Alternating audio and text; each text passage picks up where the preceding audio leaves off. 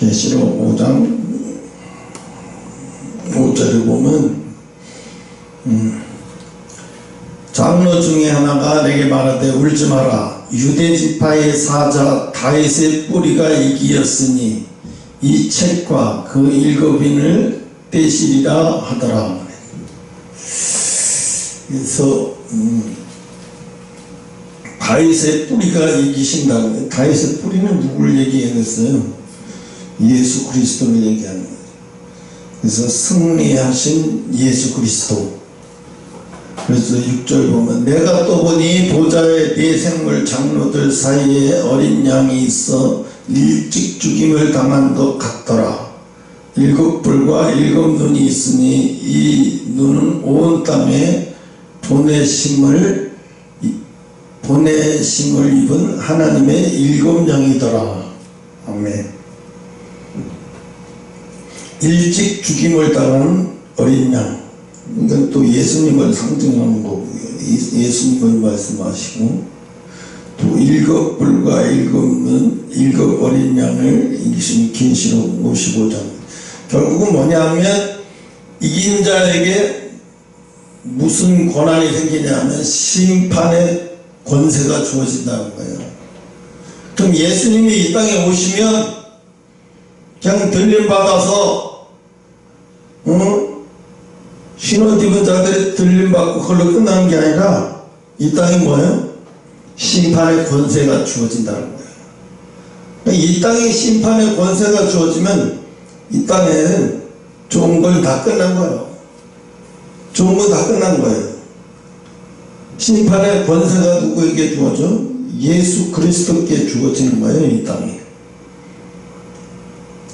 천상에서는 혼인잔치가 이어지지만 이 땅에서는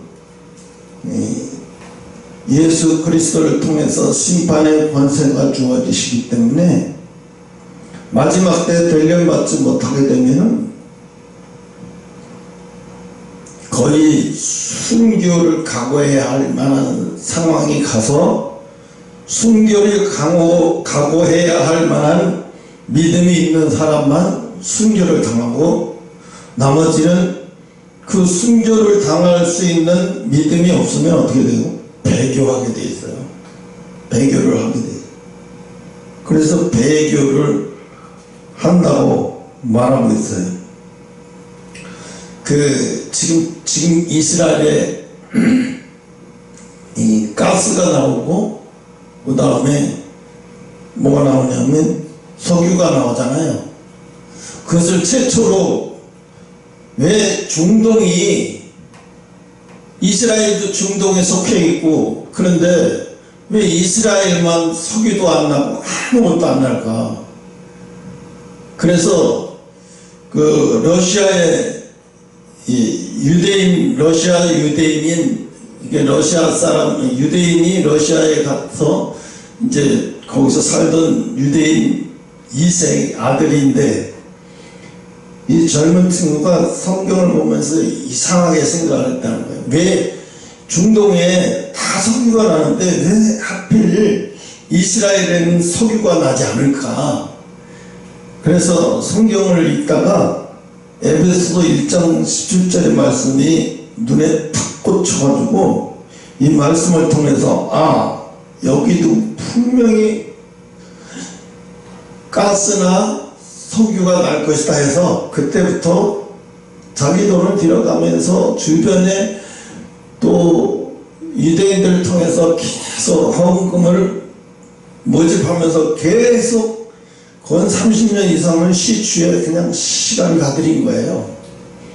그 결과 지금은 지중해 앞바다에서도 석유가 나고 가스가 나고 그래서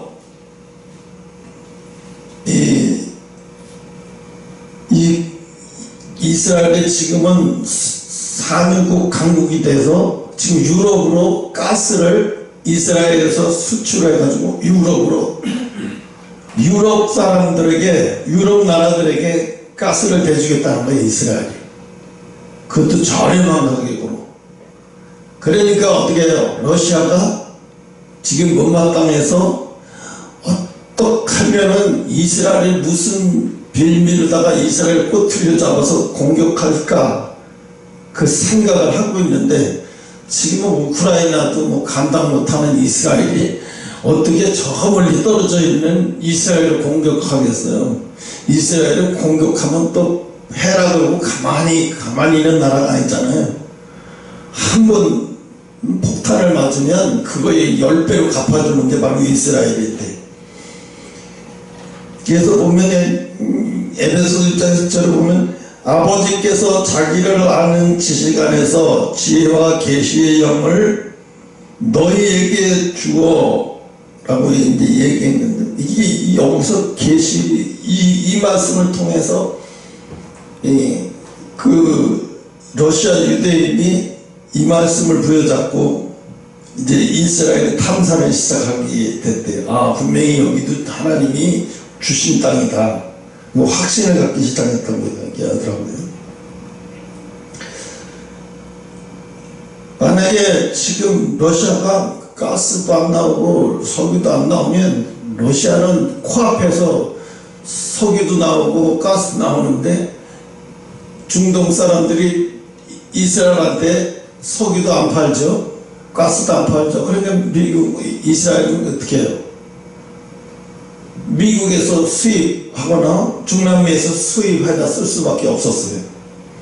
옛날에는 그랬어요. 그것 때문에 애로사항이 너무너무 많았는데, 지금은 어떻게 돼요? 지금 석유가 넘쳐나고 가스가 넘쳐나요. 그러니까 이스라엘이 부러울 게 하나도 없어. 이제는 함부로 건들 수가 없는 나라가 되어버린 거야, 이스라엘. 이제 이스라엘이 할 수 있는 건 뭐냐면, 이제 복음만 들어가면 돼. 복음만 들어가서 예수님을 영접하면 되는데, 이게 이스라엘이 쉽지가 않아요. 이스라엘에서 복음을 전하다가 걸리면 언제 어느 때 무슨 일이 벌어질지 몰라요. 그러니까 선교사들이 가도 복음 전하기가 보통 어려운 게 아니에요. 그래서 어떻게 하냐면, 외국에 있는 유대인들, 메시아닉 주들에게, 그들에게 복음을 완전히 해서 예수 믿는 가정에 완전히 되게 한 다음에 이주를 시키는 거예요. 이스라엘로 이주를 시키는 일을 하는 거를 선교의 목표를 두고 하는 거예요. 그렇게 설득을 해서 이스라엘로 돌아가게 한 거예요. 그 유럽에서 지금 유럽에 선교사로 가 있는 한국인들이 상당수가 있어요. 보이지 않게 이런 사람들이 무슨 일을 하냐면, 유럽에 있는 유대인들, 예수 안 믿는 유대인들을 예수 믿게 해서 이들을 돌아가게 만드는 거야, 예루살렘으로. 그러니까 어떻게 해야 돼? 이렇게 설득을 해야 되려고 하니까 어떻게 성경을 그냥 빠삭하게 알아야 돼. 그래갖고 그 사람들을 성경을 통해서 설득시켜. 이 사람들은 모세오경밖에 안 읽었던 사람들이 아니 신약 성경을 읽으면 정신이 나갈 정도로 정말로 쇼크 상태가 오는데, 이걸 부여잡고 성경 공부를 시작한다는 것은 엄청난 일이에요. 물론 유럽에서도 그건 쉬운 일은 아니에요. 이제 그런 일이 벌어지면 이 사람들은 어마어마한 그 충격에 휩싸이고, 그 다음에 한 번 믿었다면 이 사람들은 시험이라는 게 없어요. 그냥 쭉 가는 거죠. 그래서 유럽에서 예수 믿게 해서 유럽에 있는 메시아nik주 유대인들을 이스라엘로 돌아가게 하는 거예요. 그 사람들은 애초부터 예수 믿고 이스라엘로 돌아가면서 가진 혜택을 다 받아는 거, 아파트도 받고, 그러면서 이스라엘로 가. 이스라엘은 전 세계에 흩어져 있는 한 700만 명에서 한 800만 명이 그런 식으로 계속 지금도 돌아오고 있어요. 1년에 뭐 3,000명 뭐에서 10,000명에 가까운 사람들이 계속 돌아오고 있어요. 그래서 이 사람들이 계속 돌아오는 사람들의 거의 70%가 다 예수 믿는 사람들이에요. 이 사람들이 돌아가면 어떻게 돼요? 복음이 자동적으로 복음화가 돼요. 자동적으로 복음화가 돼. 그러니까 이 사람들이 가서 메시아를 주기 때문에 예배를 드려도 누가 뭐랄 사람 하나도 없어요. 이걸 가지고 불법이다가 얘기할 사람도 없고, 그러니까 이거만큼 좋은 게 없는 거예요. 그러니까 어떻게 이렇게 계속 이런 일을 계속 해야 되는데 누군가가 해야 돼. 나서서 발벗고 누군가가 해야 되는데 이걸 할 수 있는 나라는 미국도 지금 미국의 선교사들이 가장 많이 아직 미국 선교사들 가장 많다고 하지만 이런 일을 하는 것은 은밀한 중에 해야 되기 때문에 쉬운 일은 아니에요. 유럽에 가서 선교사로 나갔다. 저 사람은 유럽에 다 예수 믿는데 무슨 일을 하는 거예요? 모를 수도 있어요. 그런데 보이지 않게 엄청난 일을 하는 거죠. 이스라엘을 복음화시키는 거는 하나님이 가장 기뻐하시는 일이에요. 예수님이 오실 때 이스라엘 백성들이 아직도 예수 믿는 자가 없다 그러면 얼마나 기가 막히겠어요. 그래서 예수님이 이스라엘 백성들을 예수님이 오시기 전에 역사하셔서 하나님이 대한민국을 축복하실 수밖에 없게 만드는 거예요. 왜? 이런 일들을 계속 하니까 일본이 경제가 어렵네, 전 세계가 경제가 어렵네, 한국이 경제가 어렵네, 아무리 떠들어도 하나님은 이 나라가 하나님의 가장 일을 대전선에서 많이 하는 선교사들이 많이 파송되고 있는데 이 나라를 파산 지경에 가도록 내버려 두시겠나? 절대 그렇지 않으시다는 거예요.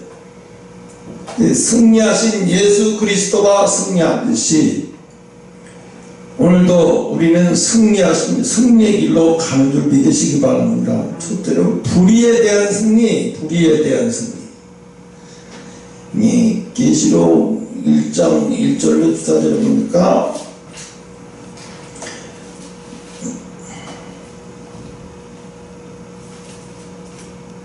2장 14절이 맞는 거야? 내가 잘못 적었나?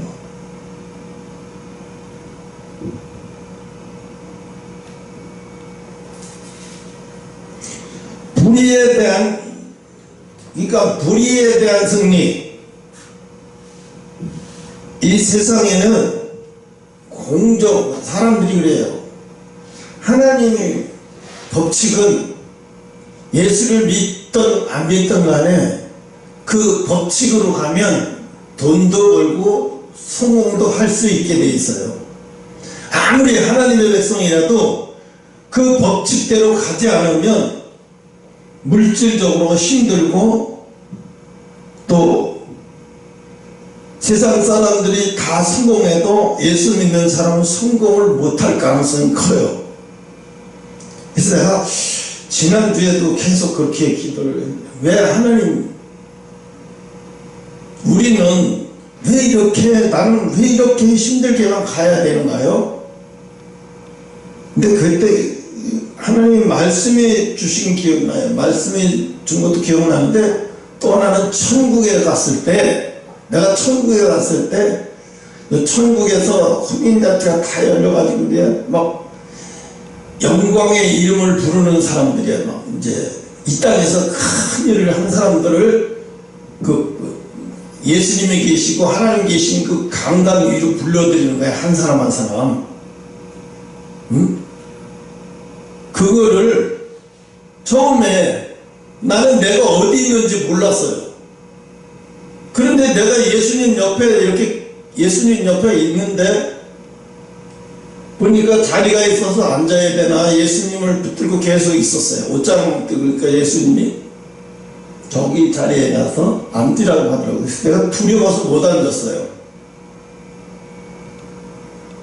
그래서 두려워서 못 앉겠다고 계속 버티니까 그럼 그냥 계속 내 옆에 있으라고 하더라고요. 그런데 그때 사람들이 뭐라고 얘기하냐면 저 밑에서 이 땅에서 유명한 목사들이 막 그러는 거예요. 제가 누군데 쟤는 내가 이 땅에 있을 때 잘 보지도 못하고 알지도 못했는데 제가 무슨 큰일을 했다고 쟤를 저기다 놓습니까 하면서 막 고소를 하는 거예요. 고소하는 게 뭔지 알죠? 계속 사탄이가 막 계속해서 막 이 사람이 이런 죄를 졌습니다 하고 막 예수님께 고소하듯이 고소를 하는 거예요. 그래서 나는 아무 말도 못하고 얼굴이 새빨개 갖고 있는데 예수님이 하시는 말씀은 그래요. 너희들은 넓은 길로 왔지만 이 아이는 넓은 길로 온 게 아니라 내가 만든 좁은 길을 통해서 왔다는 거예요. 너희들이 알지 못하는 좁은 길을 통해서 왔다는 거예요. 너희들은 너희들이 다 아는 길로 왔지만, 그래서 서로가 서로를 다 알지만 이 아이는 너희들은 모른다는 거예요. 이 아이가 걸어온 길을 너희들은 모른다는 거예요. 왜 모르냐? 너희들은 그 길에 없었으니까. 그 말을 예수님이 딱 한마디 하시니까 아무 말도 못하는 거예요. 근데 내가 보니까 이 땅에서 막 쟁쟁한 목사들이라고 막 사람들이 막 수놓치는 거래요. 왜 저 사람 쟁쟁한 목사들이 저기에 있지? 왜 저기 올라가지 못하고 왜 저기에 있는 거지? 근데 그 사람들은 안 불러요, 이름을. 올라오는 사람마다 이 땅에서 별로 이름이 없는 사람들이 올라와요. 박수 치고 환호를 하는, 이게 뭐 상상을 초월하는 거죠. 그래서 내가 이상하다 그랬어요. 나중에 물어봤어요. 예수님, 그게 무슨 얘기예요? 그때는 예수를 믿은 지가 오래된 게 아니에요. 얼마 안 됐어요. 그게 무슨 얘기예요? 좁은 길로 오고 사람들이 모르는 길로 온다는 게 무슨 얘기예요? 그랬더니 예수님이 처음에 이제 그걸 보여주셨어요.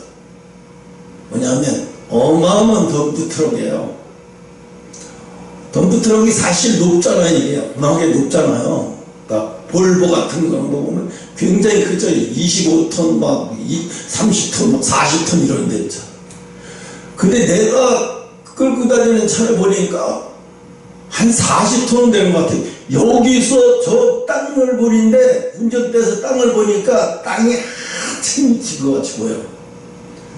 그런데 또 길도 어떻게 되냐면, 길도 이렇게 넓은 길이 가는 게 아니라 이쪽에 논두렁길 같이, 이쪽에 논두렁길 같이 이렇게 된 길을 양쪽 바퀴를 거기다 올려가지고 그러고 가는 거예요.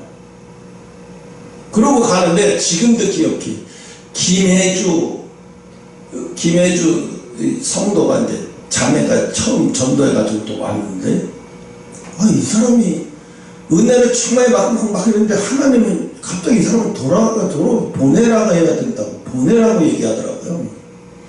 왜 보내야 되지? 그랬더니 여기 있으면 감당이 안 되는데 이 사람은 정신을 돌아버리던가 아니면 너희들과 같은 것을 감당해내지 못한다. 그래서 내가 꿈속에서 그 덤프트럭 문을 열고 내리는 것도 엄청나게 힘들잖아요. 그냥 발로 팡 차버리더라고요. 나가라고 팡 차버리고 문을 딱 닫아버리더라고요. 이게 거의 믿는 사람이 진짜로 덤프트럭 차에 타려면 계단같이 이렇게 막 한 번에 못 올라가, 몇 번 올라가잖아요. 올라타는 것도 장난이 아니에요. 근데 그걸 그렇게 운전을 해서 계속 가더라고요. 그러니까 웬만한 사람은 그 차를 탈 수가 없다는 거예요. 그 차 타는 사람 자체가 다 사명 있는 사람이라는 거예요. 그러니까 일반 사람들은 거기를 탈 수가 없다는 거예요. 네가 이거를 한참 동안 이렇게 가야 된다는 거예요. 그때 보여줬는데 그때는 뭘 그렇게 심각하게 생각을 안 했는데, 김해주 성도를 보내고 나서 내가 안 나오면 다시 신방 갈까도 생각했는데, 하나님 그랬지, 일부러 하나님 보내신 거랬지. 그렇게 내밀어줬어요. 안 되는 거구나. 전도해서 우리 교회로 오게 하면 안 되는 거라고. 전도해서 다른 교회로 가게 하면 이게 말이 돼? 어쩔 수 없죠. 왜? 생각해봐요. 지금 군대를 갈 애들을 뽑아가지고 정말 여기 군대는 특수부 군대인데 북파공작원을 막 북한으로 훈련시켜서 보내고 막 북한으로 들어왔다 나갔다 하는 데인데 여기로 이 아이를 아무것도 모르는 아이를 여기로 데려와서 훈련시킨다면 이거 감당이 되겠어요? 안 되겠어요? 안 돼요. 적어도 북파공작원이 되려고 하면 사회에 있을 때 태권도나 유도나 뭐 하여튼 운동의 고수들이어야 돼. 기본적으로 그런 사람들이 이 북파공작원이 될 수 있지. 아니 군대 간다고 머리 깎고 이때다가 아무나 들어와서 북파공작원 되면 북파공작원 들어와서 훈련도 대개가 다 나고자가 돼버려요. 합격을 못해. 대개가 다 나고자가 돼버려. 내 친구가 북파공작원이었는데 조철호라고. 북파공작원이 있는지도 몰랐어요. 야 실미도가 언제적 얘기인데 실미도 지금 북파공작원이라고 말도가 말 같지도 않아서 이 친구가 얘기를 해. 북파공작원이고 북한 3번 갔다 왔다고. 그러니까 친구들이 만나면 머리 너 제발 좀 그 소리 그만하. 이 뻥쟁이 원래 뻥쟁이에요. 이 친구가 뻥을 치는 애인데 이 친구가 군대 갔다 소리는 들었는데 휴가 나온 거 한 번도 못 봤어요. 그리고 언제 제대했는지도 몰라요. 그리고 제대했어요. 근데 나중에 방송을 보고 아는 거예요. 아, 북파공작원 진짜 있었구나. 아, 이놈 엄청나게 억울했겠다. 왜? 친구들이 아무도 안 믿어주니까. 응? 그런데 그 북파공작원 이 친구는 무슨 운동을 특별하게 한 것도 아닌데 신체가 좀 좋아요. 키가 한 180 정도 되고 체구도 단단한 건데 이 친구가 그렇게 해서 북파공작원 자기 아버지가 상인용사예요. 근데 이 친구 군대 안 갔을 때는 자기가 자원해서 간 거예요. 그래서 그 친구가 그래서 사회생활도 정말 힘들었어. 그 친구 적응을 잘 못해가지고 굉장히 어려워서 힘들어하고 막 그러는데 결혼했는데 아내가 막 아이 데리고 막 어느 날 갑자기 사라져버려요. 근데 그 친구가 후유증이 심한가 봐요. 북파공작원 하고 나와서 그 후유증이 너무 심했던가 봐. 생활에서 술만 먹으면 자기가 옛날로 돌아간 것 같이 느껴지는 거야. 그리고 막 사고치고 상상도 못하는 막 사고치고 술 깨면 내가 왜 그래. 술 깨면 정말 착하고 얌전하고 순한 친구인데 술만 들어갔다 하면 그 옛날 월남 갔다 온 사람들처럼 자기가 술 취해가지고 있으면 지금 자기가 북한에 왔다 갔다 하는 그런 상태로 긴장이 돼버려요.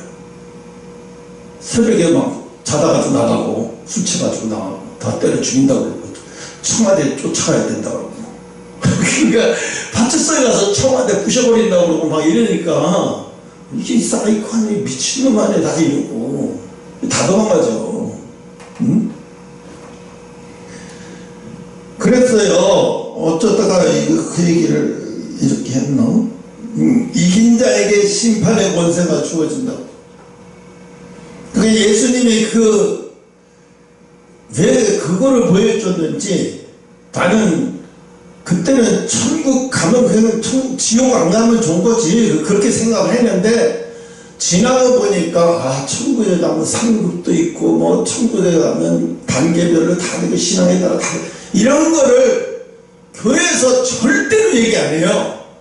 무슨 비밀인 거 뭐냐 목사님도 철저히 감수하고 얘기 안 하고 장로님도 집사님 안수집사님도 철저히 감추고 이런 얘기 안 해요.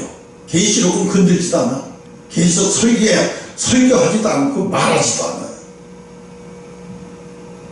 그러니까 너무 이거를 나는 이 비밀이 엄청난 비밀을 알고 있는데 누구한테도 얘기를 못 하겠는 거예요. 아니, 누가 말을 해야지 뭐 그럴 틈을 타서 얘기도 해보고 하는데 그냥 있다가 아무나 보면 나 천국 갔다 왔다 뭐 이런 얘기하면 뭐라 그러겠어요. 미친 사람 아니야. 좀 맛이 간 사람으로 취급할 수도 있고 그래서 말을 못했어요. 근데 그때 하나님이 뭐라고 말씀해? 네가 적은 능력을 가지고도 나를 기쁘게 했다는 거예요. 그래서 그게 뭔가를 생각을 못했어요. 그게 뭔지를 잘 몰랐어요. 근데 지나가 보니까 적은 능력을 가지고도 했다는 게 뭔 말인지 지금은 이제 알게 됐는데, 그래서 그때 천국에 가서 그 본 것이 지금도 두고두고 머리에 안 지워져요. 바로 엊그제 꿨던 꿈같이 안 지워져요. 그래서 내가 나는 이런 사명이어서 어쩔 수 없구나. 그러니까 궁금한 거예요. 어떻게 네팔을 선교하고 어떻게 미국을 선교하게 될까? 미국은 뭐 복음이 다 전파가 돼서 이미 아주 문드러진 미국인데, 미국의 펜타닐을 미국에다가 지금 누구나 다 펜타닐이 누구나 다 복용할 수 있게 되었어요. 쉽게. 그래서 마약이 완전히 미국은 마약을 그러니까 못 배우고 가난하고 또 지식이 없고 이런 사람만 마약을 하는 게 아니라 옛날에는 흑인만 마약을 한다고 그랬잖아요. 근데 지금은 그런 사람만 빠져드는 게 아니라 상류 사회에 있는 사람도 빠져들어요. 변호사였던 사람, 의사였던 사람, 교수였던 사람이 마약에 중독돼서 빠져들어가는 거예요. 그게 못 나와. 절대로 혼자서는 못 나와요. 치료를 받아야 돼요. 그래서 뇌가 어느 정도로 회복이 돼야 돼요. 뇌가 손상되는 거에 앞에 있는 전두엽인가 이게 손상이 되는 거야. 그러니까 자기는 정신이 멀쩡한데 몸은 이러고 있으면서 자기는 정상인데 몸이 내가 의지대로 안 움직여. 그러니까 여기서 전파를 쏘는 거야.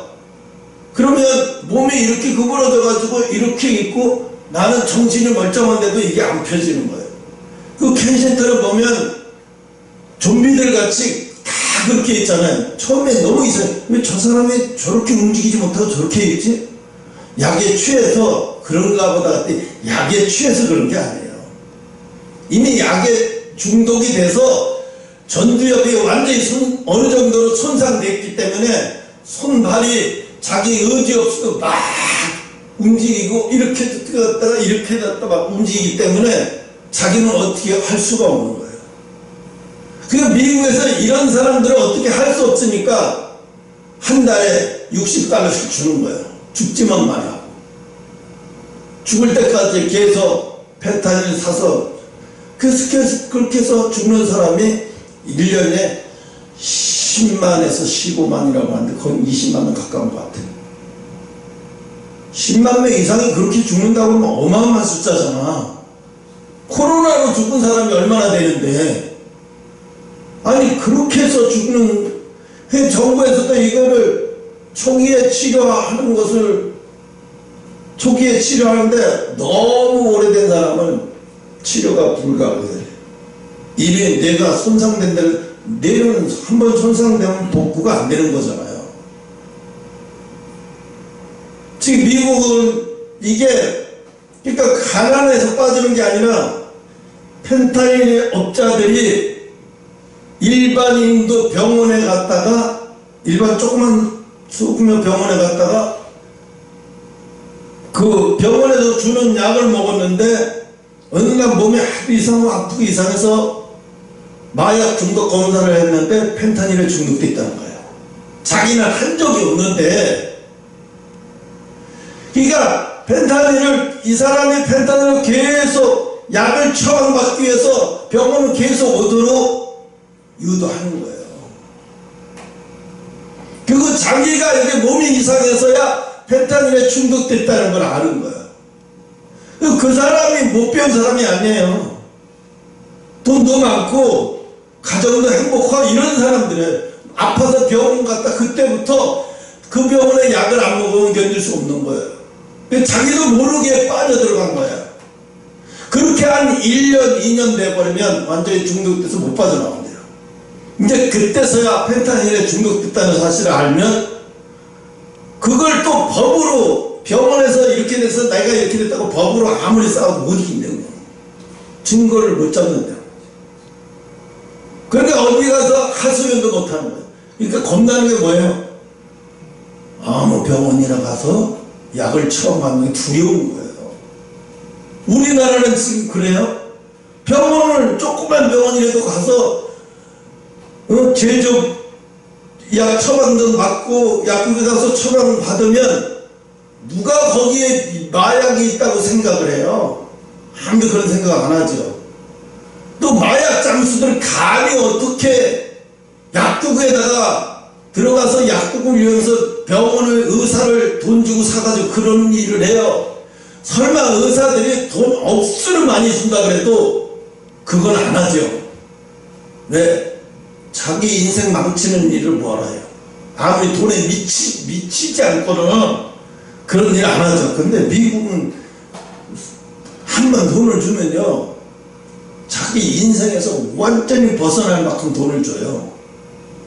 그러니까 그 사람들이 그 유혹에 안 넘어갈 수가 없는 거예요. 그러니까 우리는 그러잖아. 아유 마약에 중독됐다 그러면 에이 처음부터 하지 말지 왜 했어. 그걸 처음부터 그냥 그 길에 있는 사람들도 다 그렇게 해서 마약을 그냥 자기가 원해서 마약을 했던 사람이 있는가 하면 병원에 가서 약만 처방받은 것 때문에 장기 투약으로 처방받은 이유고 그거밖에 없는데 마약에 중독돼서 길바닥에 나와서 집을 나올 수밖에 없는 거예요. 창피하니까. 창피해서 어떤 아줌마는 그래. 내 딸하고 여행 한번 갔으면 좋겠대. 그게 마지막 죽기 전에 꿈이래. 그거 하시죠 그랬더니 창피해서 못 간대. 이렇게 마약 중독자가 돼가지고 어떻게 딸이 전화하면 나를 오겠어요? 이렇게 나 같은 거를 보러 어떻게 오겠어요? 이렇게 창피해서. 그러니까 자기 딸이 잘 먹고 잘 사는데도 안 찾아가는 거예요. 안 부르는 거예요. 예, 거기 길거리에서 그러고 사는 거예요. 얼마나 억울해 그 사람은. 자기가 마약을 사용해 본 적도 없고 구해 본 적도 없는데 그런 일을 당하는 미국에서는요 그런 일을 당하는 게 숱하대요. 그러니까 병원도 잘못 가면 큰일 나는 거지. 병원 무서운 거야 병원. 근데 우리나라는 안 그러잖아요. 병원에서 뭐 잘못해봐 기껏 잘못해봐 뭐 오진 잘못 내리는 거 정도지 무슨 병원에서 큰 실수를 하나요? 큰 실수를 안 하지. 그러니까 미국이 지금 돈을 벌려고 왜 총기 사고도 이렇게 많이 나고 1년에 전쟁터에 나가서 죽는 사람보다 국내에서 미국 내에서 총에 맞아 죽는 사람이 그 몇 배로 더 많은데도 불구하고 총기 규제를 계속 못하느냐. 해야 된다 학교에서 막 이번에도 초등학교에 뭐 40대가 들어가서 막 총을 들이싸가지고 초등학교인지 중학교인지 몇 명 죽고 막 이랬다는데 왜 그걸 제대로 관리를 못할까? 총기 산업 업자들이 너무 많아 보니까 로비를 너무 하다 보니까 그게 안 되는 거예요. 그리고 미국은요 성인이 되면 선물로 총을 사줘요. 생일 선물로. 그리고 사냥하는 법을 가르쳐요. 아빠가 같이 사냥하는 법을 가르치고. 그런데 그거를 이 아이가 사냥하는 데만 쓰면 좋겠는데 어느 날 자기가 감정이 확 올라와서 학교에서 누가 폭력을 당했거나 무슨 일이 벌어지면 이제 견디지 못하면 들고 학교를 가는 거죠. 그럼 감정대로 확 해버리고. 그럼 그때서 이제 그런 사고를 저지르고 그때 내가 생일 선물로 총을 사주는 게 아닌데 애가 너무나 총을 갖고 싶어 해서 그래서 처음부터 사냥하는 걸 가르치고 총은 사냥할 때만 사용하고 사람한테는 쏘면 절대 안 된다고 수없이 가르쳤는데도 그게 되나? 그게 안 되죠. 교육보다 무서운 게요 감정이에요. 감정. 아무리 교육을 잘 시켜도요, 감정 컨트롤을 못하면은요, 총을 사용하게 돼 있어요. 그러니까 그런 일을 요즘 그래서 가스라이팅이라든가 소시오패스라든가 이런 일이 많이 벌어지잖아요. 그래서 예수님은 아까 불의에 대한 승리하시고 두 번째는 사망에 대한 생명에 승리하셨어요. 사람들은 예수님이 십자가에 죽으시니까 이제 제자는 다 끝났다. 우리 스승님도 죽었어. 이제 다 끝났다. 돌아가자. 다 돌아가 버리는데 이게 중요한 거예요. 그때 말씀이 기억나야지, 그죠? 예수님이 부활하신다고 했지 하고 말씀은 기억나야 되는데, 부활이라는 말은 그 전에도 그 이후에도 듣도 보도 못했기 때문에 사람이 죽었다가 어떻게 다시 살아나, 그런 일은 한 번도 경험해보지 못했기 때문에 예수님은 그렇게 입이 닳도록 말했어도 제자들을 믿을 수 없는 거예요. 아브라함이요 100세에 아들을 주신다고 했지만 사라는 그 웃음을 참다가 하나님의 아들들 천사가 와서 네가 사라야 네가 왜 웃느냐 이래가지고 내가 웃은 적이 없다고 막 그랬는데 그러잖아. 네가 웃었다. 웃음이 나서 웃은 게 아니라 말이 되는 소리를 해야지. 헛웃음 나오잖아요. 너무 어처구니 없으면 헛웃음 나오잖아. 이 80이 넘은 경수도 다 끊어진 사람이 애를 낳는다고 헛웃음이 나는 거야. 헛웃음이 나는 건데 그거를 천사가 알고 살아야 내가 어찌하여 비웃느냐. 내가 어찌하여 비웃느냐. 아브라함도 마찬가지예요. 100세에 이전에 100세에 자식을 낳은 사람이 있긴 있죠. 노아 시대부터 흘러가서 다 있죠. 300몇 세에도 낳고 다 그랬는데. 그지만 그건 이전에 그 아브라함 세대에는 그러지 못했어요. 근데 아브라함이 사라가 믿음이 없으니까 결국은 자기 몸점을 남편한테 바치면서까지 대를 이으려고 창피하고 부끄럽지만 자존심이 상하면서도 대를 이으려고 그런 짓을 했잖아요. 왜 그랬을까요? 사람만 믿음이 없나? 여러분도 믿음 없어요. 여러분도 믿음이 가는 데까지 막 바닥까지 치면요, 여러분 바닥까지 치면 지금 믿음이 있는 것 같은데 파도가 바닥까지 치서 고난이 바닥까지 오면은요, 그때 내가 믿음이 없다는 게 알아져요. 내가 믿음이 없구나.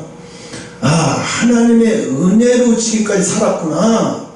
하나님의 은혜가 아니면 아무것도 아니로구나. 그때서 깨달아요.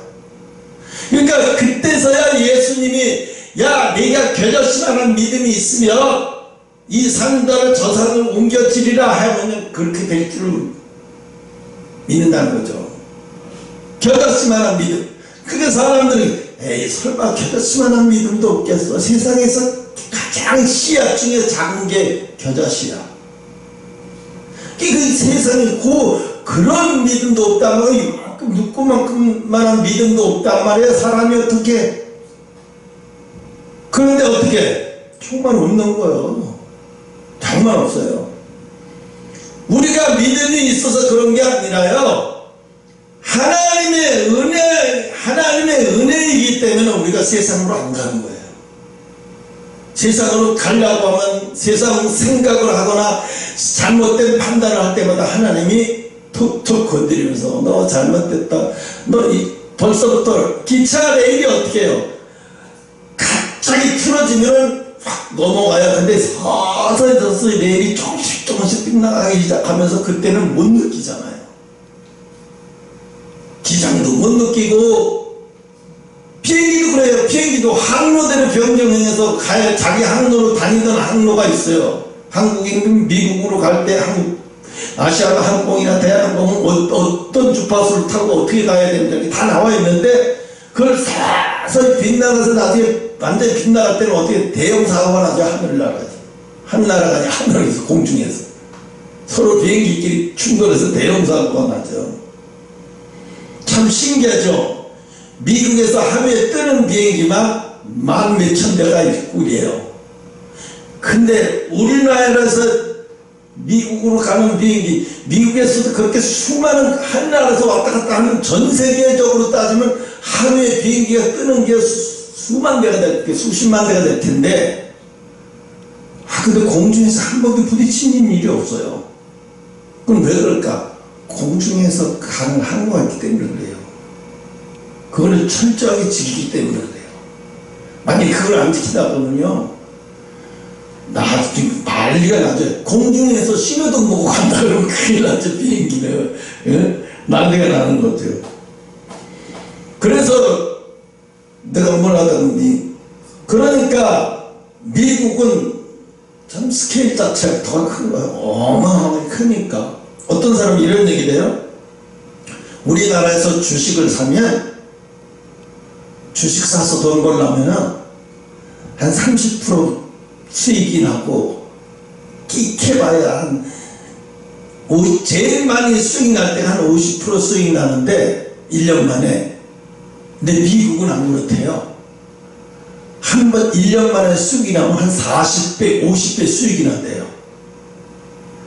그래서 금융에 눈을 뜨고 알기 시작하면 우리나라에서 주식을 하던 사람이 다 미국으로, 유럽으로 가는 이유가 큰 돈 벌려고 그러는 거예요. 왜? 우리나라에서 큰 돈이 안 벌리는 거예요. 근데 미국은 막 주식이 막 하루아침에 막 어마어마하게 막 튀기 시작하니까, 솔직히 우리나라가 뭐 만든 건 뭐 최초로 만든 건 별로 없어요. 다 외국에서 이미 현대자동차나 삼성, 기아자동차나 뭐 삼성이나 쌍용이 다 외국에서 만든 거 이미 갖다가 우리가 만드는 거지, 우리가 최초로 만든 건 별로 없어요. 근데 우리는 뭘 잘하냐? 그 만든 거를 가지고 상상도 못하는 데다가 써먹는 거예요. 그 기계를 갖다가 가위는, 예를 들어서 가위는 미국 사람들이 가위는 음식을 자르면 안 되고 머리만 자를 때 써먹는 거라고 생각했는데, 그 한국에서는 뭐 머리만 자르나 온 군데 다 써먹으니까 너무 놀라는 것은, 어떻게 머리 자르는 걸로 고기를 잘라? 어떻게 머리 자르는 걸로 반찬을 잘라? 근데 그런 사람들이 상식을 깨니까, 한국 사람들이 엄청나게 늦게 서양 문물을 받아들였지만 창의성은 대단하다는 거예요. 우리나라 사람만큼 창의성 대단한 사람은 없어요. 근데 지금 새로운 제품을 가장 많이 만들어내는 데가 중국이에요. 중국은 1년에도 수백 개씩 새로운 제품을 만들어내서 특허를 받는데, 거기에 비하면 우리나라는 새로운 거 만들어내는 게 한 10개, 20개 그렇게 많지도 않아.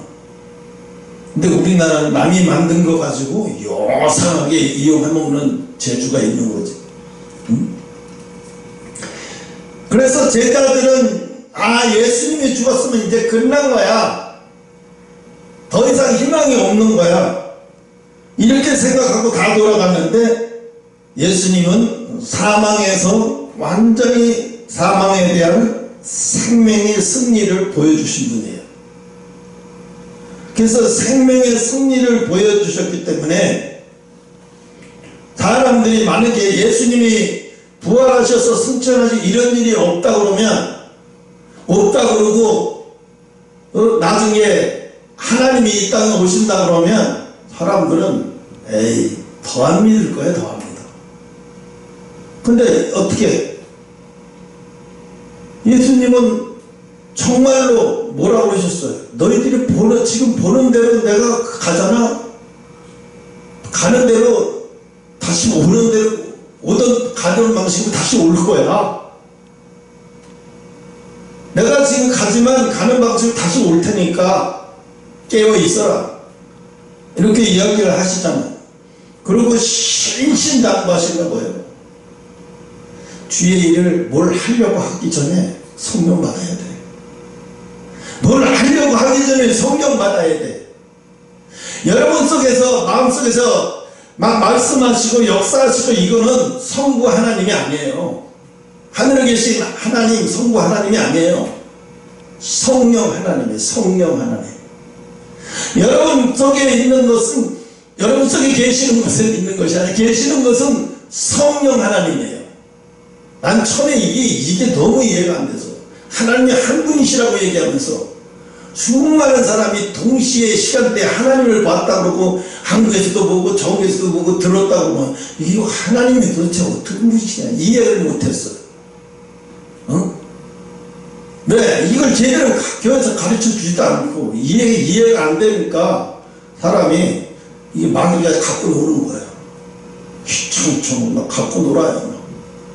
무섭더라고. 그때는 말씀이 자리 잡지 못하니까 얼마나 무서운지 몰라요. 상상을 초월해. 이게 마귀가 두려움을 갖다 주는데, 마귀가 그 두려움을 갖다 주는 순간에는 평안이라는 게 없어요. 그 순간부터 밤만 되면 평안이라는 게 없어.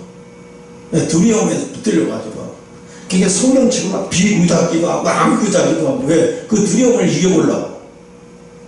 그때 몰라. 왜 그렇게 힘들어했을까? 진리가 없어서. 내 안에 진리가 없으니까 계속 흔들리는 거예요. 마귀가 흔드는 대로 흔들리는 거예요.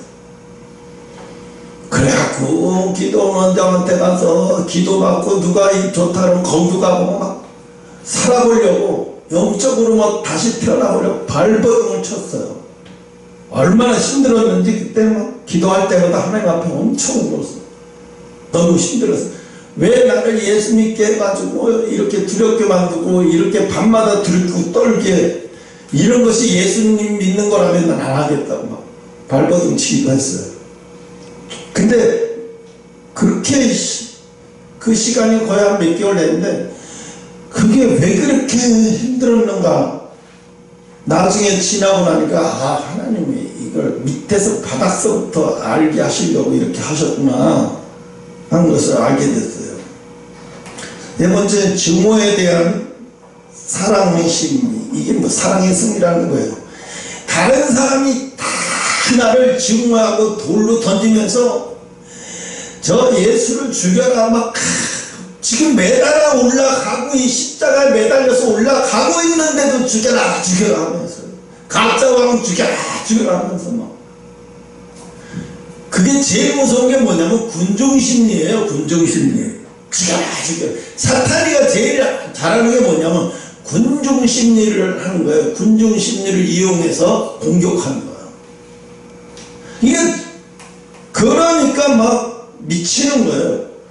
박근혜 대통령의 예를 들자면, 박근혜 대통령이 그 군중 심리를 통해서 공격당한 거니 똑같아요. 뭐 돈을 받아서 집을 산 것도 아니고, 자기가 돈을 받아서 정금한 것도 아닌데, 뭐 집까지 다 빼앗기고, 엄청나게 막 수많은 사람들한테 막 조롱당하고 빅방당하고 막 엄청난 일을 당했잖아요. 온 국민이 뭐 자구우간에 온 국민이 막 최순실 때문에 막 제대로 언론 보도에 속아가지고 제대로 막 돌 던지고 다 그랬죠. 나도 그랬어요. 나 박근혜 대통령 여자를 뽑아가지고 저거 뭐야 이런 소리까지 했어요 내가.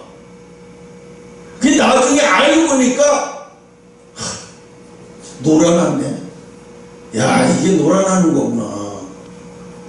이게 이런 바보 짓을 했구나 내가. 왜?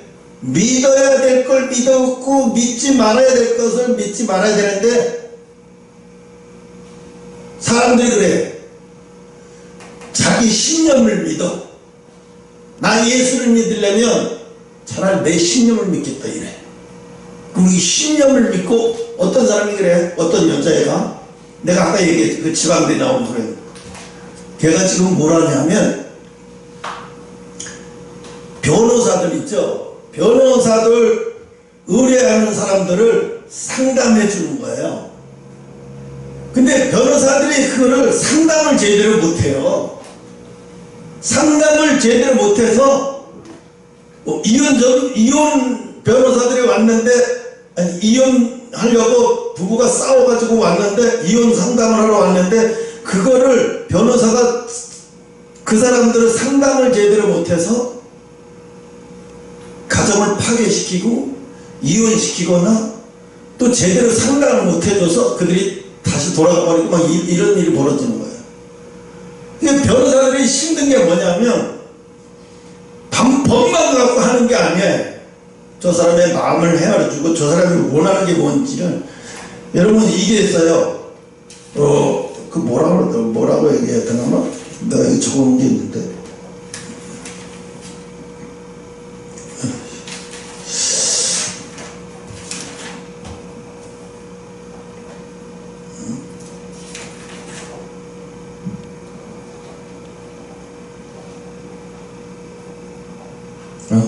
어디인지 모르겠다. 이거 그냥 지나가야 되겠다. 그래서 그 법률 지식만 있지 이 사람들이 사회에서 어떤 문제를 가지고 왔으면 어떻게 상담을 해줘야 되는 것을 못하는 거예요. 그러니까 그 지방대학 나온 여자가 조그만 회사를 차려가지고 그 법률회사를 자문을 받으러 온 사람들을 그 사람들을 상담해가지고 어떤 자문을 받고 어떤 자문을 어떻게 받고 어떻게 해야 되고 문제를 정확히 찝어주고 이렇게 딱 해가지고 해주니까 변호사들이 너무 좋은 거예요. 내가 힘쓰지 않고 법률에만 변호에만 신경 쓰게 해놓고 너무 좋은 거예요. 그러니까 변호사들이 전부 다 거기다 의뢰를 하는 거예요. 의뢰인들을 전부 다 거기 상담부터 먼저 해주고, 그래서 상담 받고 피드백 딱 자료 제출해갖고 이 사람은 이런 식으로 이 문제에 왔으니까 이렇게 이 문제로 법률에서 서비스를 해주면 될 거고. 그러니까 변호사를 너무 해서 하루에 일주일에 2~3건밖에 일할 걸 거기다 의뢰했더니 일주일에 10건도 할 수 있는 거예요. 그 여자가 그거를 잘하더라고. 사람이 이게 있어요. 그 능력이라는 거예요. 왜 우리가 그러잖아요. 아이 사람이 말귀를 못 알아들어. 그런 얘기 하죠. 말귀를 못 알아들어. 그 있어요. 말귀를 잘 알아듣는 사람. 그래서 상대가 무엇을 원하는지를 그 말을 다 듣고 탁 집어갖고 글로 표현을 딱 해주는 거예요. 그럼 말도 못했던 사람이 막 허무적거리면서 얘기했는데 저 사람이 글로 해서 표현을 딱 하고 찝어주니까 맞아, 내가 그 말 하려고 했다고. 요즘은요 이런 사람이 돈 벌어요.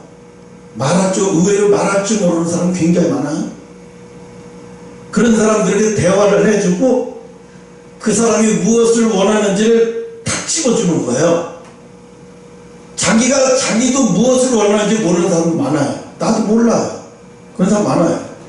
그래서 그런 사람들을 상대해서 상담해주고 무엇을 원하는지 딱 찝어주는 직업이 있어요.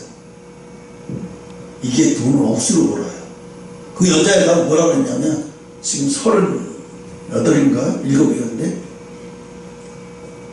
자기가 서울에 올라와서 항상 기도하면서 자기가 뭐라고 했냐면 연봉 5천만 원 나는 연봉 5천만 원 받을 거다. 내 꿈은 연봉 5천만 원 받을 겁니다. 근데 지금은 얼마 받냐면 월봉을 5천만 원 받대요. 월봉을 5천만 원 받고 종업원이 한 70명 정도 있어요. 그리고 우리나라 내로나 하는 법률사, 회계사 이런 사람들이 자문을 요청해요. 막 스케줄이 그렇게 쌓여있어.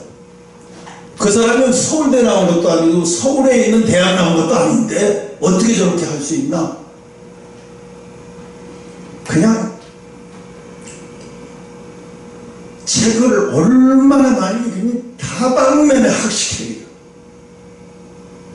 새벽 4시에 일어나서 책을 읽기 시작하면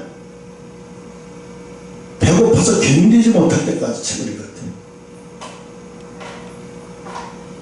어떤 때는 눈 떠보면 자기가 교보문고에 가서 졸고 앉아있대. 그러니까 그렇게 책을 어마어마하게 많이 읽다 보니까 이게 있어요. 말 잘하는 사람들의 특징.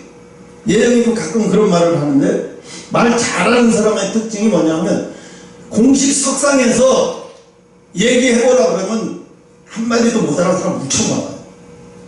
왜? 공식 석상에서는 언어를 절제 있게 탁탁 표현해서 잘해야 되잖아요. 그 쉬운 게 아니야 그게. 특히 내가 물건을 소개하거나 물건을 팔려거나 할 때는 더 힘들어 그게.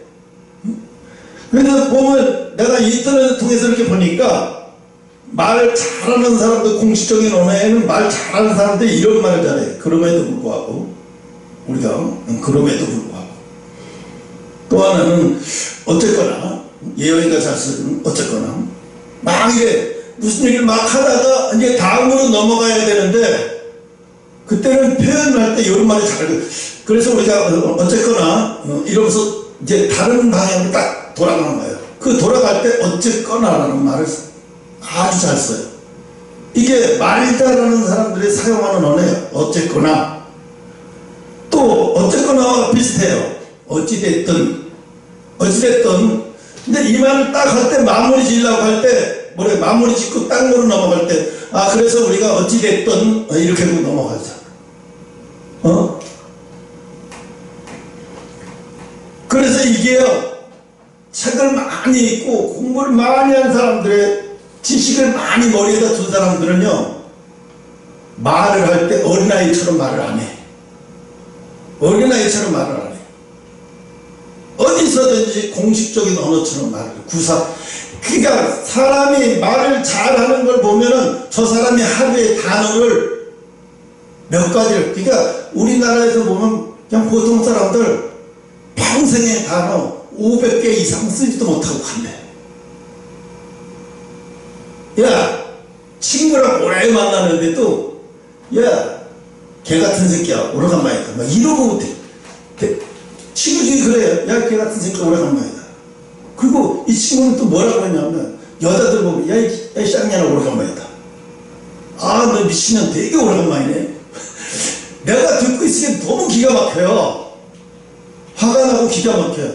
아니 내가 여기 욕먹으러 왔나? 저 자식 저거 왜 저래? 근데 내 친구한테 그랬어. 야 너 회장이니까 저 말버릇 좀 고쳐. 말이 씨가 된다고 해. 너 말이 씨가 돼. 너는 애들이 볼 때 너는 개 같은 새끼, 이 거지 같은 새끼, 쌍년아 새끼, 뭐 열새끼, 하여튼 뭐 하여튼 매사가 막 그래.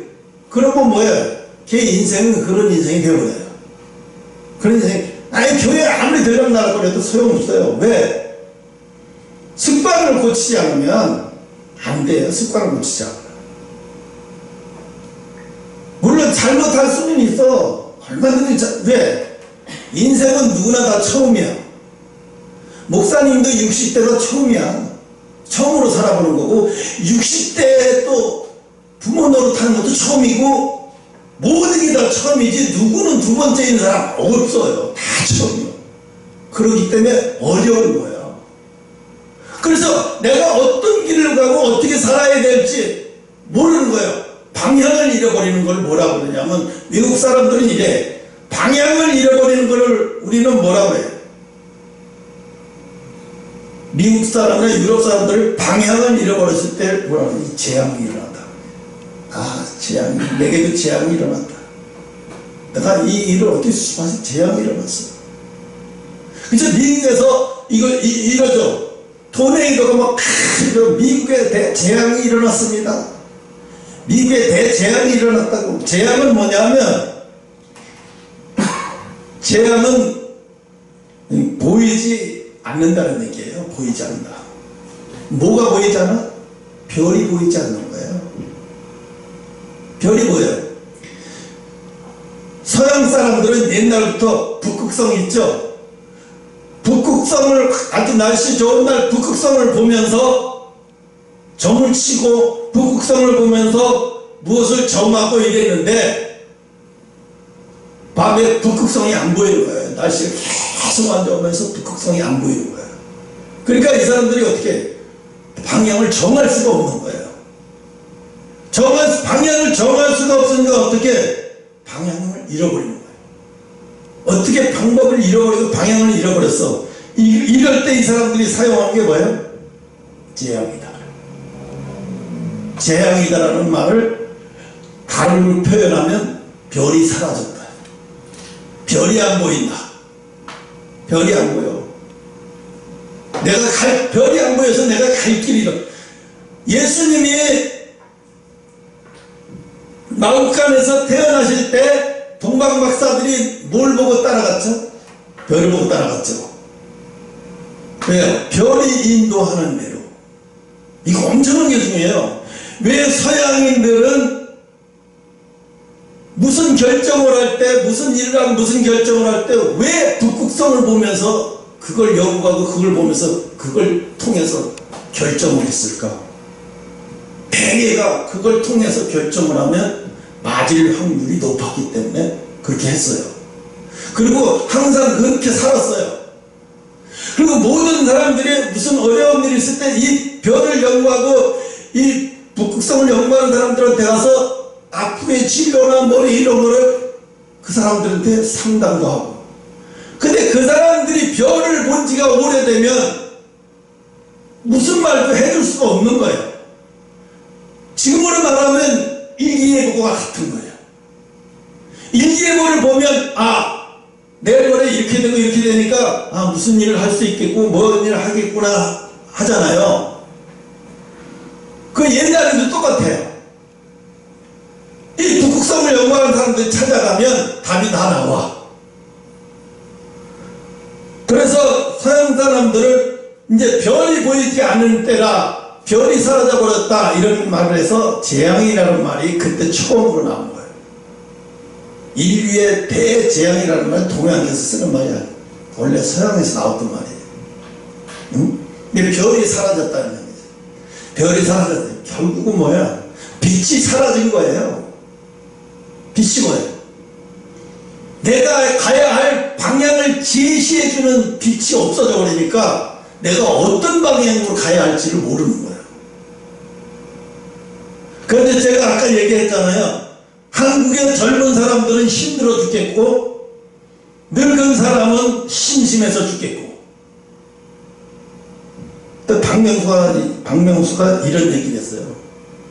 이게 굉장히 중요한 얘기인데 박명수 머리에서 어떻게 이런 말이 나왔을까 궁금해요. 추운 날에는 추운 곳에서 일하고 더운 날에는 더운 곳에서 일하게 된다. 뭘 안 하면? 공부를 안 하면. 무슨 영어 공부하라 이런 공부가 아니라 인생 공부죠. 인생 공부의 최고 공부는 뭐예요? 나보다 인생을 많이 살아온 사람들이 자기가 경험한 걸 최고로 내. 그걸 통해서 난 간접 경험을 하고 간접 지식을 얻어가.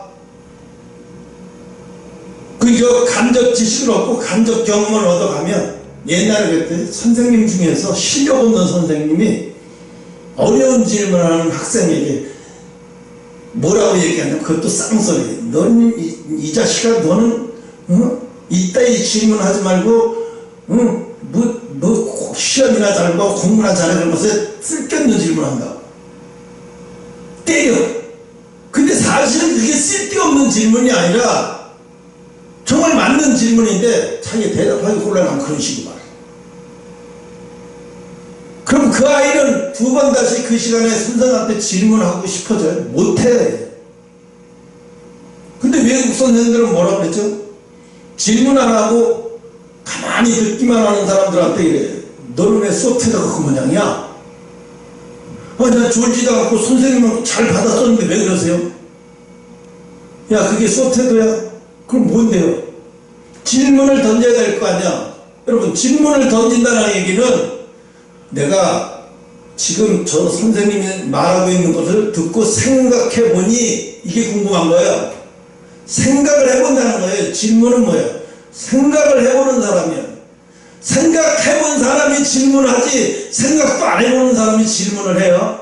질문 못해요. 질문을 하는 거는 내가 그 순간 그 말을 듣고 생각이 나고 생각이 들어서 이상한 생각이 들어서 질문하는 거거든요. 그 질문 영웅인데요. 아까 뭐 포도원 지켰다, 뭐 포도를 그냥 뭐 기도만 하면 지켜지는 게 아니에요. 세상에 나가면 나보다도 많은 지식을 많이 갖고 있는 사람들을 상대하고, 앞으로 이런 지식을 어마어마한 지식을 가진 사람들 상대해야 될 텐데, 그러면 어떻게 해야 되냐? 잠깐이지만 너희에서 오는 사람들한테도 잠깐이지만 대화하면 벌써 이 사람 도대체가 이 세상 우리가 가는 것보다 상당히 빨리 가고 있네. 지식이 장난 아닌데, 저 사람 다시 봤는데, 이렇게 되는 거거든요. 근데 가면은 일로 오세요. 뭐 먹고 싶은 거 없어요? 당수 시켜, 당수. 맨날 먹는 얘기, 만나면 골프 얘기하고 먹는 얘기하고, 노래방 갔더니 도우미가 너무 예뻐서 좋았다는 말 있다고 얘기를 하고, 맨날 그런 얘기를 하는 사람들한테는 더 이상 사업에 희망이 없어. 세일자는 사람들은 더 이상 그런 사람한테 희망 없어. 그런 사람한테 가서 한두 번은 아쉬울 때 가겠지. 그들은 막 그렇지만 저 사람하고 계속 거래할 이유가 없는 거예요. 왜? 나한테 얻을 수 있는 게 없거든요. 그럼 안 가요.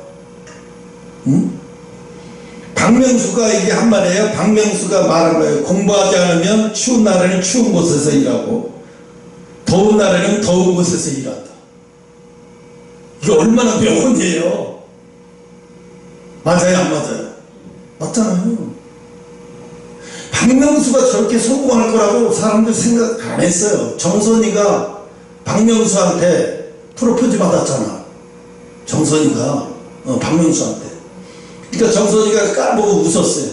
네 딸이가 너무 기분 나쁘다는 거예요. 네 딸이가 나를 뭘로 보고 나한테 청혼을 한다고 기분 엄청나게 나빠했어요. 정선이가.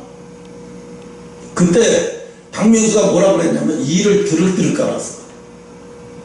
내가 여자를 사랑해갖고 이렇게 쪽팔려보기 처음이에요. 그때 박명수가 뭐 했냐면 방송국 끝나면 여의도에서 통닭집을 하면서 배달하고 자기 아버지하고 같이 그 사업을 했어. 얘는 계속 쉬지 않았어. 지금도 뭐 계속 라디오 방송을 계속 한다는 얘기는요, 머릿속에 있는 지식이 비어버리면 라디오 방송 계속 못해요. 뭐 머리에서 계속 나오질 않는데 뭘 갖고 방송을 계속해요? 못하죠. 지금 박명수가 병원도 자기 건물이죠. 자기 건물이고, 또 자기 마누라가 또 병원을, 건물을 사가지고 리모델링해서 카페 이런 거 다 들어오게 갖고 잘 되게 갖고 30억짜리를 150억에 팔아. 1년 뒤에. 아직 피부과만 잘하는 게 아니라 똑같은 사람을 만났어. 엄청나게 잘하더라고. 박명수 50이 넘었어요. 52세인가? 3세인가 2세인가 그래요. 근데도 지금도 끊임없이 그 세계의 공부를 지금도 끊임없이 그 세계에 관한 책을 놓지 않는데요. 근데 우리가 볼 때 박명수 머리를 갖고 좀 바보 같고 저게 무슨 책이나 있겠어라고 생각하는데 아니에요. 사람 겉모양으로 보는 게 아니에요. 웃기는 게 얼마나 힘든 일이에요. 남을 웃기는 게 얼마나 힘든 일인지 몰라요. 어떤 사람이 이런 얘기를 했어요. 부부가 오래 사는 부부, 오래 이혼 안 하고 오래 사이좋게 사는 부부들 중에 행복한 부부들을 보니까 뭔 차이가 있냐면 잘 웃기는 사람이 돼. 잘 웃기는 사람. 부부간에 잘 웃기는 거. 부부간에 잘 웃겨. 그럼 또 막 웃어. 깔깔대고 웃고 잘 웃기고 잘 웃고. 이런 부부가 오랫동안 행복하게 산대요. 근데 우리 부부는 아닌 것 같아. 절대로 웃기면 내가 이상한 사람 돼버려. 상호가 날 웃겨서 내가 웃어본 적은 한 번도 없는 것 같아. 난 또 내가 웃긴다고 했다가 실없는 소리 들어. 목사님 좀 쓸데없는 소리 해요 이러고. 응? 사실은 이거 마음도요. 웃어줄 마음이 있으니까 웃는 거예요. 웃어줄 마음 없으면 안 웃어요. 행복한 부분은 뭐냐? 잘 웃기는 거예요. 잘 웃고 잘 웃기고. 응? 근데 요즘 부부들 뭐냐? 절대로 안 웃긴대요. 그 웃기려고 하면 왜 내 앞에서 안 하던 짓 해? 이런 식으로. 그 문제가 뭐가 있나? 이혼하려고 하는 사람들 앞에서 문제가 뭐가 있나 보면 그거예요. 너무 상대 마음을 안 열어주는 거예요. 마음을 안 열어줘요. 다 우리가 요즘 그럴 때 공사다망 하시라고. 공사다망, 그죠? 세상에서 제일 게으른 사람이 공사다망한 사람이래요. 왜 그게 공사다망이 바쁜 사람이잖아. 바쁜 사람 아니야? 근데 바쁜 사람이 아니라 여러분 이 바쁘다의 반대말이 뭐예요? 바쁘다의 반대말. 어? 바쁘다의 반대말은 부지런함이에요. 이상하지? 응? 바쁘다라는 것은 게을러 터졌다라는 뜻이에요. 게을러 터졌다. 게으름의 정의는 뭐냐면, 그래서 나도 이걸 깨달았어요. 게으름의 정의는 미루다 또는 벼락치기로 한다. 형우가 잘 그러지. 벼락치기. 미루다는 막 벼락치기. 그거 하지 마. 그렇게 하면 너 절대로 이 포도 다시 나간다? 어떻게 해야 돼? 습관을 들여야 돼. 절대로 벼락치기 하지 말고 그날 할 거를 미루지 마. 그날 할 걸 그날 해. 그날 할 걸 그날 한다. 그리고 하루에 1시간이 됐든 30분이 됐든 내 계통에 배우는 것을 게으리 하지 마요. 내 계통이 아닌 것도 공부하는 게 좋긴 하지만 내 계통에 공부하는 것은 더더구나 게으르면 안 돼. 이게 앞으로, 이 계통이 앞으로 어떻게 흘러갈 것이고 지금 어디까지 왔고 어떻게 흘러갈 것인가 계속 끊임없이 먼저 한 사람들은 어떻게 공부했는지 어떻게 하는지 그거 계속 파고들어봐야 돼. 시간에 요리책 보고 꼴깍꼴깍 침만 생기고 집에 가서 이거 한번 해볼까 이런 생각 하기에는 시간이 너무 짧아. 인생 훅 가는 거예요. 지금 피 터지도록 일하면 50대 넘어가면 지금 피 터지도록 일한 지식 때문에 돈이 따라와. 지금 피 터지도록 일하는 지식 때문에 돈이, 여러분 생각해. 열심히 일하면 돈이 따라온다고 생각하죠? 이거 바보예요. 지식이 돈을 따라오게 만드는 거예요. 새로운 지식이 돈이 따라오게 만드는 거예요. 내가 얼마나 새로운 지식을 많이 갖고 있냐 해서 돈이 따라와요. 어? 너희 만약에 지금 기업이 그 세계에서 새로운 것을 막 만들어내고 새로운 기계를 만들어낸다 그러면 떼든 본다, 떼든 보라. 응? 떼든 본다고. 옛날에 비슷한 거 있었어요. 그런 기계를 주문 제작해서 만드는 집사님이 한 분 계셨어요. 이 집사님은 방에 들어가면 어떤 때는 3, 4일 꼼짝도 안 하고 기계 하나 만들어내. 자기가 설계해서. 그러면 그거 가지고 10년 저쪽으로 가서 거기 개발 안 될 때 거기 가서 기계공직소에 가서 이대로 이 도면대로 물건 만듭시다. 그리고 같이 협조해서 그걸 기계를 만들어 가지고 얼마에 파냐? 3천만 원에서 5천만 원에 팔아.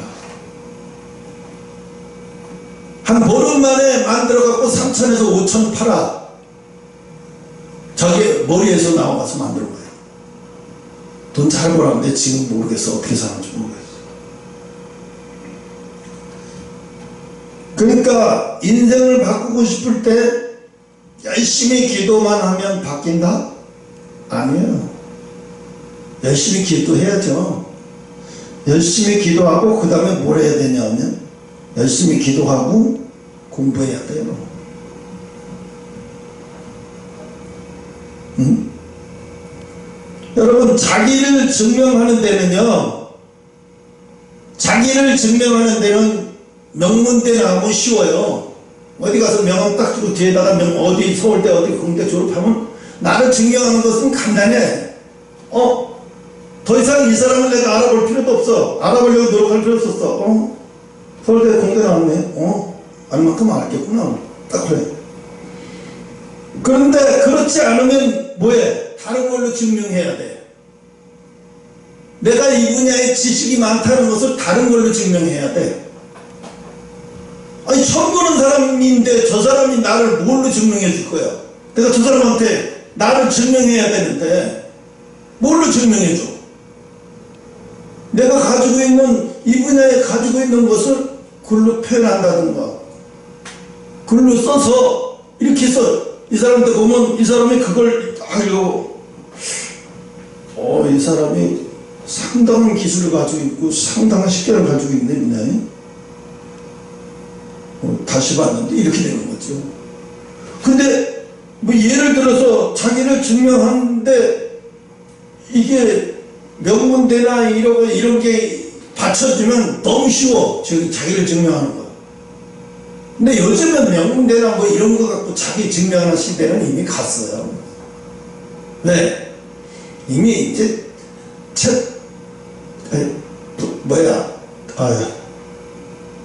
갑자기 입에서 안 나오네. 대학교에서도 지금 그거를 갖다가 GDP인가? 발음이 잘 안 돼.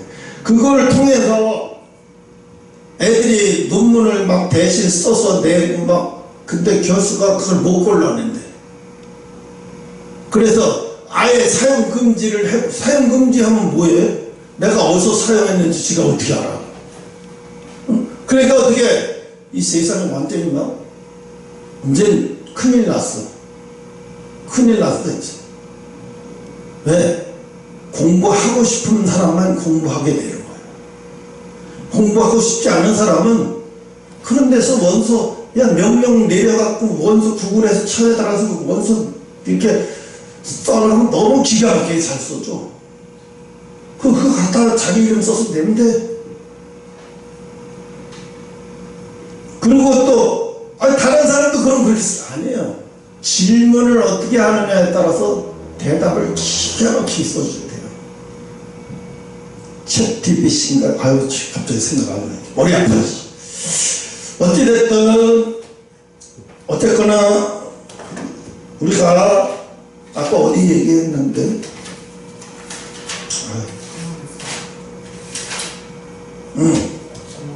사망, 증오에 대한 승리죠. 증오에 대한. 네 번째는 죄에 대한 성결의 승리. 죄에 대한 성결의 승리. 예수님은 십자가에 죽으시면서 무슨 죄가 있어서 죽으신 게 아니잖아요. 원래가 거룩하신 분인데, 원래가 거룩하신 분이 이 세상에서 가장 극악무도한 자만 처형받는 그 벌로 죽임을 당하셨어. 이건 뭐야? 성결의 승리를 말하는 거예요. 가장 죄 없고 깨끗하신 거룩하신 분이 가장 죄 많은 자가 죽어야 하는 그런 자세로 그런 형틀에서 그렇게 죽으신 거예요. 그거 뭐야? 이거는 죄에 대한 성결의 승리로 보는 거예요. 그래서 내가 예수님을, 이분을 그대로 믿고 이분을 그대로 받아들이는 순간에 나의 죄도 예수님이 그 십자가에 죽으심으로 깨끗이 사함을 받는 거예요. 말자리 어떤 애 그거 시간 넘어갔니? 하지 말자. 시간 넘어갔어. 그래서 그 노래 있잖아요. 나 자유 얻었네, 너 자유 얻었네, 우리 자유 얻었네. 그래서 영적인 자유가 영적인 자유를 얻은 사람과 영적으로 자유하지 못한 사람의 차이가 어마어마하게 나요. 여러분, 피곤하다, 피로하다. 피곤하다는 뭘 말하는 거예요? 어떤 데 피곤해? 그죠? 저 사람 되게 피곤한 사람이에요. 그죠? 해서 저 사람 되게 참 피곤한 사람. 피곤하다 그러면요, 영적인 것을 말하는 거예요. 영 상태가 피곤하다는 얘기예요. 지쳐있다는 거지, 영적인 상태가.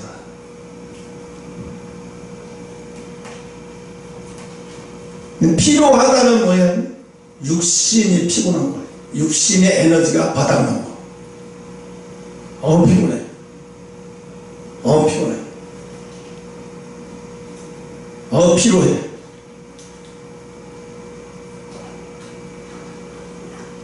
그래서 우리는 어떻게 해요? 육신의 사람들이 그러잖아요. 이런 얘기를 하죠. 저 사람 드디어 한계 왔어? 번아웃 때문에 저 사람. 번아웃 돼서 영적으로 에너지가 다 고갈된 거예요. 그럴 때는 아무것도 하지 말아요. 아무것도 하지 말고 쉬는 게 최고야. 그런 사람 많아요. 가수들이 왜 마약을 하느냐? 이래서 마약을 하는 거예요. 막 관중들이 막 바글바글하고 막 엄청난 공연을 막 해대고 막 그 공연할 때 그 사람들 소리 지를 때 내 에너지도 같이 막 아드레날린까지 일어나서 막 뜨겁게 하다가 관중도 다 나가고 그러면 이 사람 가수는 어떻게 거기 앉아서 정신없이 앉아있는 거예요. 왜? 모든 것을 다 그 순간에 쏟아보니까 번아웃 돼서 머리에 텅 비어있어. 아무 생각이 없어. 뭘 해야 되는지도 뭐 자기가 지금 몇 시간을 여기 앉아있는데도 몰라. 나중에 뒤봐주는 사람은 뭐라 그래? 매니저가 와서 당신 미쳤어 지금? 여기 몇 시간째 앉아있어. 난 그것도 모르고 엄청나게 찾아돌아며 내가 벌써 그렇게 오래 앉아있었어. 정신 나간 거죠. 정신이 나가는 거야. 그러니까 피곤하죠. 그러니까 우리는 예수 믿는 게 주일날 예배 드리는 게 아무것도 아닌 것 같죠. 아무것도 아닌 게 아니에요. 왜요? 엄청난 영적인 에너지를 충족시켜 주는 건데, 그래서 하나님 앞에 예수님이 뭐라 그래요? 너희는 세상에 가지 마. 세상에 가지 말라 소리는 안 했더니 세상에 가기 전에 반드시 성령 받아라. 성령 받지 못하면 너 세상에 가서 못 이겨. 세상에 못 살아. 그래서 성령 받아야 되고, 그래서 매일매일 기도한 날, 기도하지 않는 날 차이가 팍팍 나지 않나? 난 나요. 아니, 기도 잘한 날과 기도 못한 날이 완전히 표시 나요. 기도 못한 날은 막 신경질나고 더 속상하고 더 죽겠는데, 마음은 막 죽겠는데 하나님께 앞에서 말씀하셔요. 괜찮아요. 괜찮아. 오늘도 괜찮은데 뭘 이렇게 못했다고 다 해줘. 너를 좀 너그러워. 그게 있어요. 자기를 막 볶아. 나는 스타일 잘 되면 막 괜찮은데 조금만 영적인 거 잘하면 욕심이 많아갖고 나를 막 볶아. 여러분, 자해를 하고 막 이런 것들 왜 그래요? 자기를 너무 정죄해. 자기를 너무 정죄해갖고 조금만 무슨 일이 있어도 자기를 너무 정죄해. 그냥 너그러워야 되는데. 그럴 수 있어. 괜찮아. 그럴 수 있는 거야. 이게 왜 그래요? 이게 참 힘들어요. 이런 부모 밑에서 자란다는 거는 야 괜찮아, 야 그럴 수 있지. 참 이런 부모 밑에서 자라면요 이런 사람은 축복이겠지. 대개가 그렇지 않아. 그렇지 않은 부모가 그렇지 않은 상황 속에서 살다가 또 어른이 돼서 부모가 돼갖고 자기도 그건 대개가 자기가 받았잖아요. 자기가 나중에 어른이 되고 부모가 되면 자기가 받던 것보다 몇 배를 더 줘버려요. 몇 배를 더 줘버려요. 그럼 어떻게 돼요? 자기가 무슨 일을 조금만 실수해도 두려워하고 자기가 무슨 일만 조금만 해도 자기를 학대해요. 나 같은 게 나 같은 게 왜요? 여러분 하갈이 아브라함에게서 쫓겨나가지고 이제 먹을 게 식량이 다 떨어져가지고 왜 자기 자식을 땡빛에다 갖다 놓고 그 뭐야 땡빛에 갖다 놓은 게 뭐예요? 죽으라고 학대하는 거잖아요. 하나님 앞에 학대하는 거예요 이거. 내가 뭘 그렇게 잘못했어요? 하나님 계시고 내가 뭘 그렇게 잘못했어요? 내가 쫓겨나야 돼요. 차라리 그냥 야 너 차라리 죽어. 햇빛에 갔다가 애를 갖다가 더운 사막에서 햇빛에 거기다 땀빛에서 에서가 아니라 이스마엘이 통곡을 하고 엄마도 저기서 막 통곡을 하는 거예요. 자해를 하는 거예요. 자해. 쉽게 말하면 그러니까 내가 죽일 놈이지. 내가 아브라함 품에 들어가지 말아야 되는데 들어가갖고 내가 이걸 당하고 막 자해하고. 근데 하나님이 위로하죠. 물을 거기 샘물을 보여주고 물을 마시게 한 다음에 위로를 해주면서 뭐라고 위로해요? 내가 너를 믿으면 이 조상이 되게 하시면 네 후손들 크게 만들고 이스마엘의 후손 크게 될 거라고 막 이야기를 하면서 그 이스마엘 어머니에게 막 자신을 학대하는 사람에게 막 위로를 해. 막 하나님 막 위로를 하는 거예요, 그게요. 그래서 다시 아브라함에게로 돌아가라고 하죠. 돌려보내잖아요. 하나님. 거기서 사랑의 하나님을 볼 수가 있잖아요. 자기를 학대하는 그에게 다가가서 제일 야, 맞아, 너 같으면 죽어야 돼. 죽어, 그런 거예요. 아니에요. 물을 거기서 보여주고 물을 떠먹게 하고 그리고 네 미래가 이렇게 될 것이 저렇게 그러니 아브라함 품으로 돌아가라고 다 얘기를 하죠. 이거는 저기가 약속을 했어. 이스마엘의 어머니와 이스마엘에게 약속을 했기 때문에 오늘날 이 중동이 저렇게 부자고 저렇게 잘 사는 거야. 다 이유가 있는 거예요. 응? 시간이 너무 많네. 미안합니다. 여기까지 하겠습니다.